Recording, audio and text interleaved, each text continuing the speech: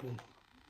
Hey, it's your boy, Nelson Trimmer. We right here with a Papa Lane podcast. We got a special guest in the house tonight.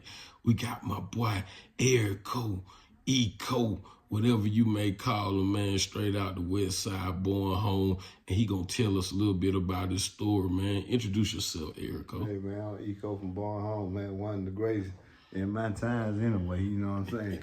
You know, so I led a whole generation to this shit. You know what I'm saying? I followed the generation, you know what I'm saying? That right. So, Ooh. Yeah, welcome me, baby. That right. We finna have us a juicy conversation. So we gonna start this thing off, man.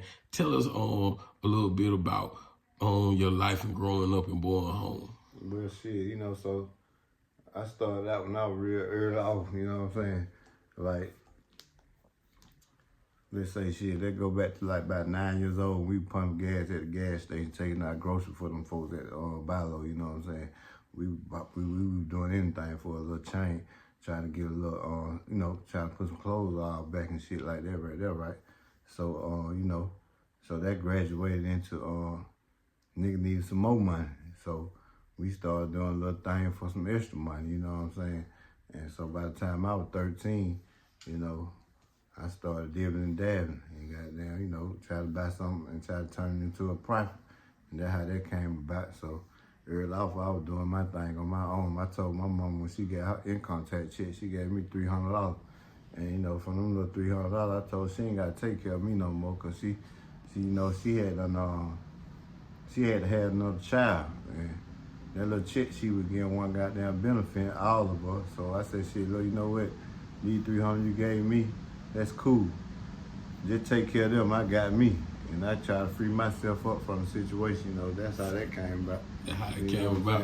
So you were 9 years old. And you learned the value of $1. You understood your situation where you had to earn $1. You know what I mean? So how many kids did your mom have? She had, at the time, it was me, 1, 2, 3. There were 3 of us. And when she had that 4th child, you know, that's when I kind of freed myself from the situation. But, so, she had one more after that, but I was already gone, though, you know what I'm saying? Yeah, she ain't have to take care of me no more. I had me. You know what I'm saying? So you got 4 other brothers. Yeah, I got 3 other brothers, 1 other sister. And 1 sister. It's 5 boys. 5. Okay. Yeah. So tell us about Bowen home. What Bowen home was like? That shit was a hell of a story. That was a hell of an upbringing. You know what I'm saying? No roses when we walked outside. It was crack bags and razor blades and syringes, all that type of shit. You know what I'm saying? So anyhow, you know, we grew up fighting. We grew up fussing. We got down, you know. That's a lot of little shit. Bowen home was a hell of an inspiration to my upbringing. You know what I'm saying? So, you know, this is who I am today. People like, the people really want to know about Bowen home, because Bowen home done produced a lot of stars.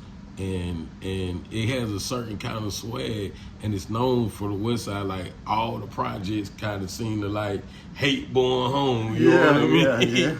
Yeah. So why is that, bro? Shit, I think we had a lot of flavor. We had a lot of money. Now I think when we were placed off of Bankhead, shit, yeah, Bankhead. It depends on where you jump off on 285. You had Bankhead Court to the left, you had Bowen home to the right. You know what I'm saying? I think about the same distance, 285. But I don't know, it's something about Bowen home that kind of lured them folks to Bowen home. And I think it was the players that came out of Bowen home with the game they had that kind of lured a lot of folk to Bowen home. And them folk came from a lot of different places. You know what I'm saying? All the surrounding county, even further, you know. So I think it was the game them folks had that kind of like lured them to Bowen home. And I think that the way, and them niggas was some fly niggas. You see what I'm saying? Fly niggas. They were fly, getting money, and they were hard. They were hard. We had a mixture of everything that goes on in the street that kind of like sells. Give us some names of some famous people or some people that had that swag that came out Bowen home, just to refresh the people. Man, so they don't know. I think that shit go way beyond Come me. on. I think it go way beyond me. Talk to it. And to my knowledge, see, so you had niggas like Big D and Tight, You had nigga like Low, you had White Boy Key, you had a lot of players. You had Puna and Marlo, that was in my era. You know, Low right there in my era too. So, you know, all those folk were like an inspiration to me. I heard stories of Big D and Tight. I heard stories of Fat Steve. I heard stories of Key. But I ain't really witnessed that shit like that, you know what I'm saying? It was they was already who they were by the time I met them. But they had a lot of respect for my mom and dad. So that's how I was walking with open arms, you know what I'm saying? My mom and dad was a hell of characters in the hood, you know what I'm saying? So, yeah, so. So you kind of pretty much was stamped in. Yeah, from my mom and dad. So anywhere I went, I couldn't get away with nothing. You know, that Black Gold song, you know what I'm saying? That's right. That's how that went. So, you know, so anything I did, that shit reported back to my folks until they got enough for it to the point where, fuck it, he gonna be who he is, you know what I'm saying? Yeah, so. Right. Yeah. So Born Home was kind of different than most hood. It was kind of like, it was a fast pace. Yeah, I think Born Home had some of every hood had. You know what I'm saying? Some hood recognized for certain shit. I think Born Home was worth, they had everything, you know what I'm saying? At a upper echelon level. On every level, we were there. You know what I'm saying? Whether it was some gangster shit, some get money shit, some fly shit, we was up echelon on everything. So you couldn't miss us. And then we from Zone 1, so that how to recognize, you know what I'm saying? Zone 1 is like, you know, that's I really can't even explain it in words, you know what I'm saying? So, right. So you have to live it and understand that shit to be able to know about that shit though. You know what I'm saying? We're going to give these people the best picture, man. Hey, y'all, this is part 1, and this Born Home Eco, and this is the Popular Lane Podcast, man. We out.